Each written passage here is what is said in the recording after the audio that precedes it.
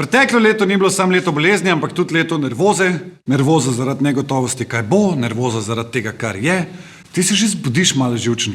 Spiješ kavo, se odpraviš v službo, se spomniš, da delaš od doma in se od pasu dol spet nazaj preoblečeš v pižamo, pa že ti malo žile utripa, ne? Pol ti pa v kuhno sleješ pisarno, preletiš otrok in te spomnijo tudi on dela od doma in da pač rabi računalnik. Prežgeš TV, ker probaš preglasiti zvok Zoom konference, ki jo ima tvoj partner v sosednji špajzi, pol se pa naenkrat zaveš, da gledaš vladno novinarsko konferenco, kar pa tudi glih ne pomaga k temu, da se živci pomirijo. Do 8:30 zjutraj si že tako znerviran, da ti rabiš sam še en neprimeren komentar od soseda ali pa sam en čuden pogled prodajalke v trgovini, tebi bo dekl vtrgalo, razumeš, tako da se boš sam začel dreti na ljudi skozi svojo 8-slojno masko. Zgaj si me sledi, ni normalen! 2020 nas je načelo. O nervozi med korono in tem, da smo lahko takšni in drugačni, pa še vedno živimo skupaj, je v nominiranem Bobu spregovoril Tadej Linasi, župnik v Šmarju pri Jelšah. Pogrešam normalnost, da je nekdo lahko veren, drugi drugače veren, tretji neveren, pa zaradi tega nismo mi in vi in oni.